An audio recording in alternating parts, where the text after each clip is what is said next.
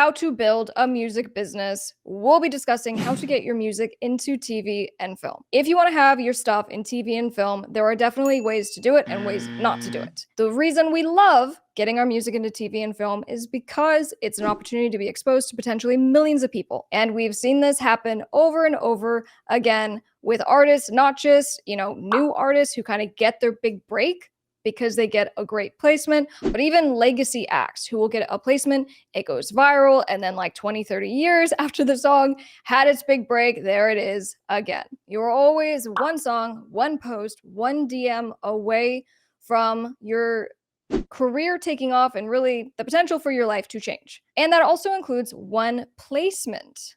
One really good placement in a TV show, in a commercial, in a movie, maybe even in a game. When we talk about that, we're talking about sync licensing.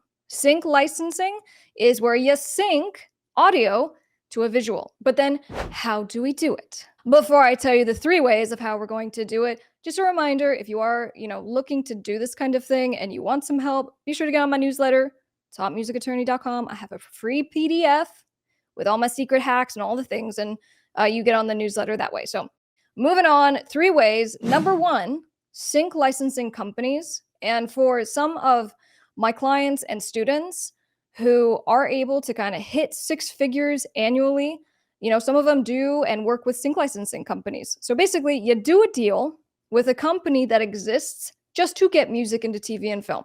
They don't do anything else. The upside of that is that you have someone working for you and focusing on that thing because that takes a lot of time and attention. The downside, they're taking some of your money. And sometimes it's a lot of the money. Sometimes it's, 50%. Sometimes it's even more than that. So the specific type of deal that you do just kind of varies depending on the company.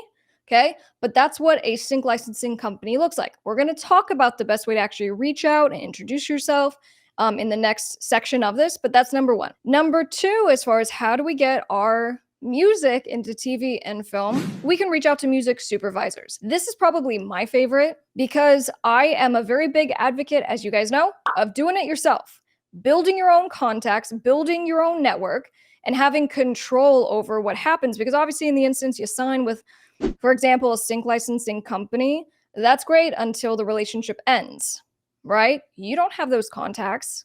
You don't have the ability to kind of continue things once you are done with that deal. So that's my only concern with that.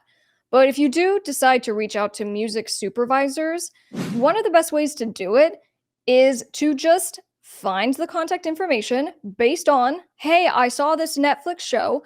The music in the show is a great fit for what I do. It's my type of music. It's my genre. And then you just Google music supervisor for the name of the Netflix show. And oftentimes you can end up finding an Instagram. You can even find a LinkedIn profile, which is also why I strongly advocate for you guys getting LinkedIn profiles. If you're a musician, right? If you're a singer, if you're a guitar player, if you're a producer, have a professional profile for yourself because you will find that you're reaching out to people to network. And so that's a good way to obviously get yourself kind of seen. But in any case, finding the music supervisor is not that hard, but it's very important how you reach out, again, which is what we're going to cover right after this. And then the 3rd way, as far as how do we get music into TV and film, music libraries. Okay, so a music library is a glorified database.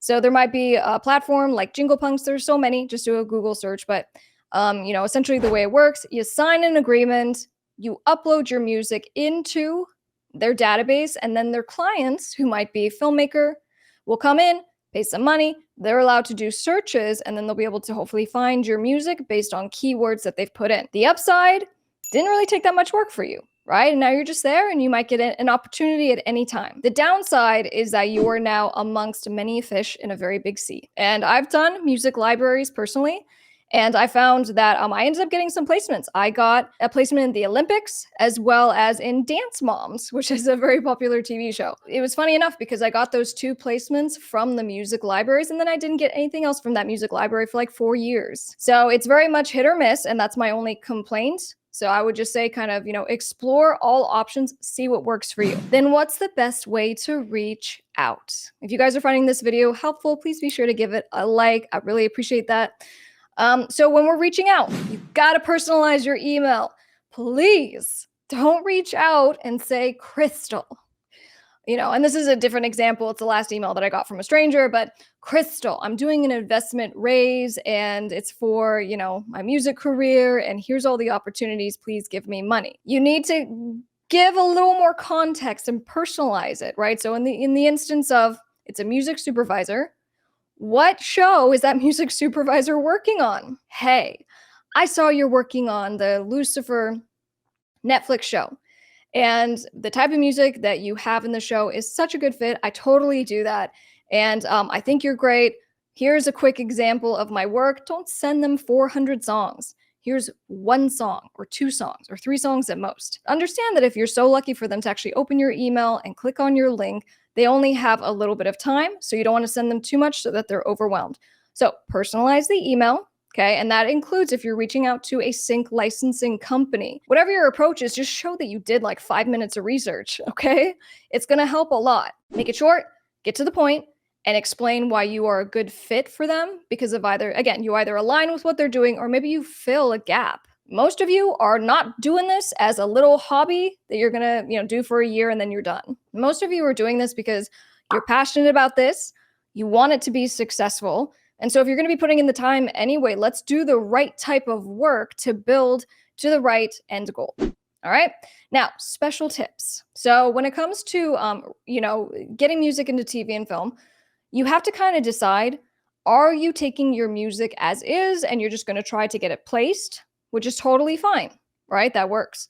Some people who decide to really focus on sync licensing make music for film, make music for TV shows. So just meaning they are specifically making stuff that they think is tailored towards, that Apple commercial. So they watch what's going on, they listen, they create, and that's cool.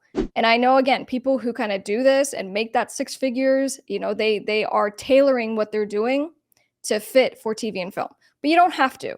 Okay. Another really good tip, Disco. Disco is a platform that allows you to upload your music so that you say, let's pretend I'm the music supervisor. And I go, oh my goodness, you are a great fit for my Lucifer Netflix show. And I want to have your song in the show. Well, the way it works is that often I'm going to take the song and I need the full thing for this one part. And then maybe there's talking. And so I needed to dip down and I need just the instrumental. So that means I need to have those different things from you ready to go. So Disco is a platform where you can have all the things uploaded already. And so, like I said, that is industry standard when it comes to the sync licensing stuff. So it's a good platform. Check it out if you want to get into it. But then besides having the full version of the song and the instrumental, make sure you have the splits, right? So meaning the stems, meaning the actual rendered out version. So if I say, hey, I need just the drums, hey, I need just the vocals or just the guitar, you need to have that stuff ready to go. Or if you're not a producer and if you've hired other producers to work with you, then you got to get it from them. So this goes to kind of, your ongoing process. Make sure that you are actually getting that stuff when you are done with the song. So be like, hey, here's your money. I need the splits. I need the instrumental. I need the full version. Have all those things ready to go. So you're not having to figure it out years later. Okay, that happens. So besides the instrumental, lastly, if you are doing deals with other people, you're not just making your own music and producing your own music. You want to make sure you have your contracts. Okay, so when it comes to having a collaboration agreement that says, even though you worked with this producer, even though you worked with this other artist or studio performer, you own the music. You need that because if you get this huge opportunity and Apple Music, or I should say just Apple, right? Apple wants to use your song and they go, okay, cool. I see that there's 6 people on this song. Do you own all the rights? It doesn't come up often. And they're usually, not going to scrutinize too much, but it does happen. If you don't have that agreement or, we don't want you to lie. So we want you to be able to honestly say, yes, I do. I have the agreement. Here you go. Okay. So that's the full kind of spiel over sync licensing, being able to really make money. And then remember, this is one vertical of how we build music businesses to success. And it's something that takes time. It's something that needs special kind of attention. But incorporate it into whatever kind of business plan you have for your music business, for your own career, because these are where we are getting huge money for these pretty small placements. And so that's why I wanted to dedicate time. I hope you enjoyed it. Be sure to like this video and I will see you on the next one.